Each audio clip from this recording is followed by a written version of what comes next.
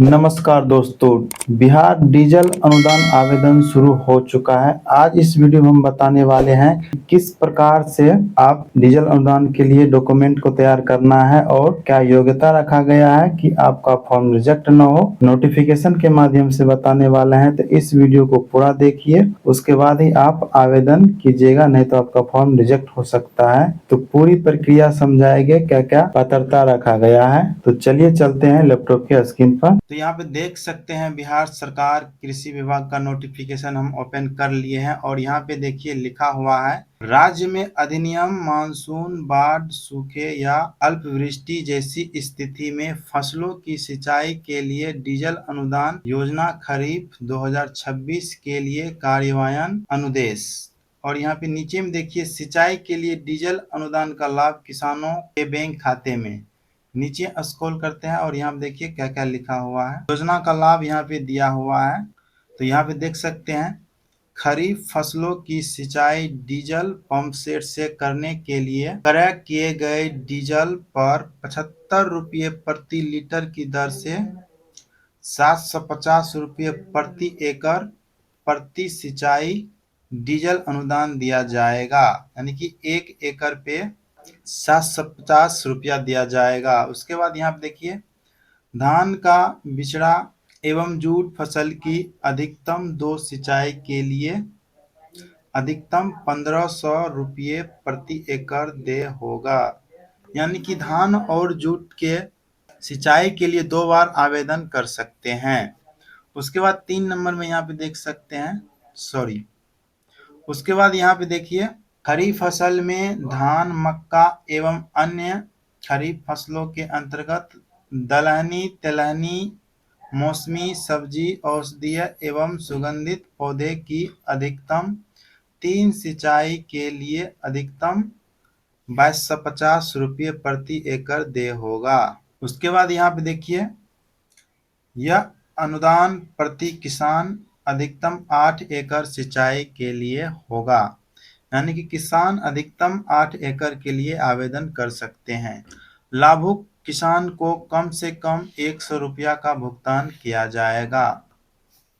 उससे कम यदि आवेदन करते हैं जिसमें 100 रुपया से कम बनता है, तो आप आवेदन कर पाएंगे, लेकिन आपको भुगतान का रुपया नहीं दिया जाएगा। अनुदान सभी प्रकार के किसानों को दे होगा। अनुदान की राशि पंचायत क्षेत्र के किसानों के अतिरिक्त नगर निकाय क्षेत्र के किसानों को भी दे होगा। यानी कि ग्राम पंचायत और नगर निकाय सभी के लिए यह मान्य होगा।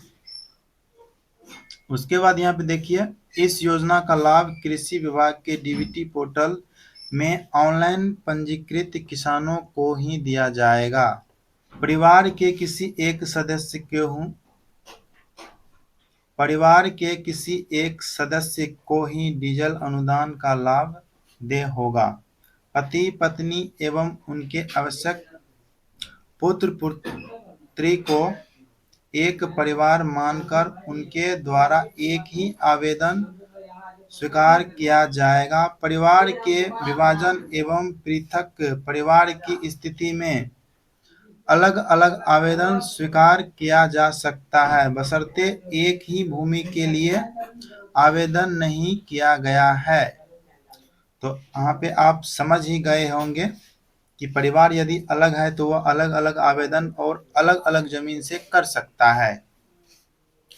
उसके बाद बिहार राज्य के अंदर निबंधित पेट्रोल पंप से सिंचाई हेतु क्रय किए गए डीजल पर ही अनुदान दे होगा। यानी कि आप जो डीजल खरीदेंगे वह बिहार राज्य में ही होना चाहिए, पेट्रोल पंप। उसके बाद ही आप आवेदन कर सकते हैं। आवेदन तो हो जाएगा लेकिन रिजेक्ट हो सकता है। यहाँ पे देखिए अनुदेश दिया हुआ है। वैसे किसान जो पूर्व में डीबीटी एग्रीकल्चर बिहार पर पंजीकृत हैं, उन्हें पुनः पंजीकरण करना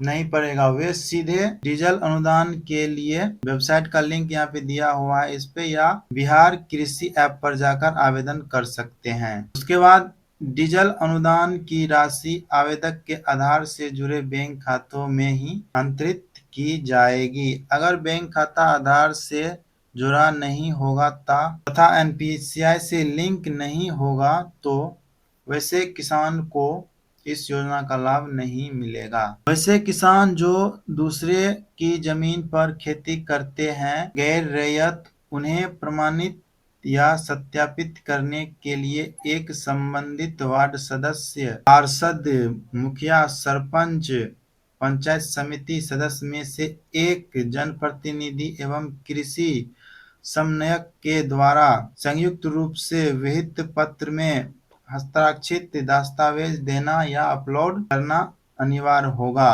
उसके लिए यह फॉर्म एक बनाया गया है जो कि अगले वीडियो में हम बताएंगे आवेदन करते समय। तो यह एक फॉर्म देता है, उसको भर के उस पे कृषि समन्वयक और वार्ड सदस्य जिसने भी इसमें नाम दिया गया है उससे आपको दस्तखत कराना होता है। तो अगले वीडियो में वह फॉर्म भर के भी बताएंगे। सत्यापित करते समय यह ध्यान रखा जाए कि वास्तविक खेती करने वाले जोतदार को ही अनुदान का लाभ मिलेगा।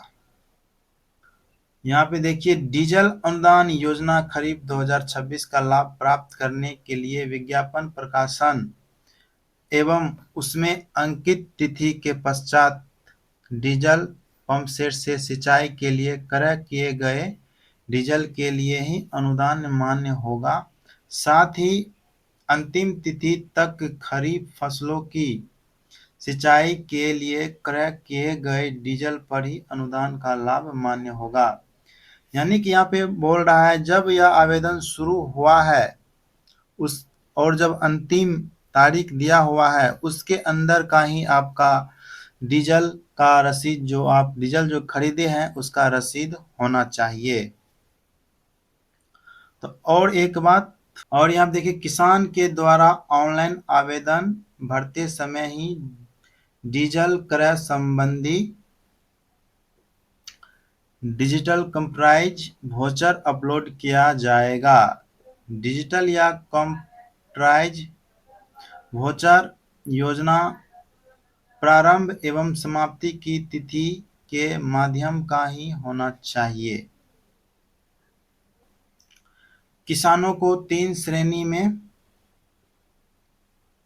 स्वयं बटाईदार, स्वयं प्लस बटाईदार में बांटा गया है। कोई भी किसान किसी एक श्रेणी के लिए ही आवेदन कर सकेंगे। स्वयं की स्थिति में किसान थाना नंबर, खाता नंबर, खेसरा नंबर, कुल डीजल से सिंचित रकबा और अगल बगल के 2 किसानों के नाम प्रविष्ट करेंगे तथा डिजिटल या कंप्यूटराइज डीजल पावती अपलोड करेंगे। रैयत किसान को आवेदन करते समय लगान रसीद या एलपीसी आवेदन की तिथि से विगत 3 वर्ष 2025 से 26, 24 से 25, 23 से 24 के अंदर का होना अनिवार्य है। यानी कि आप एलपीसी लगा रहे हैं तो यहाँ पे देख सकते हैं 2023 के बाद का ही होना चाहिए। यदि आप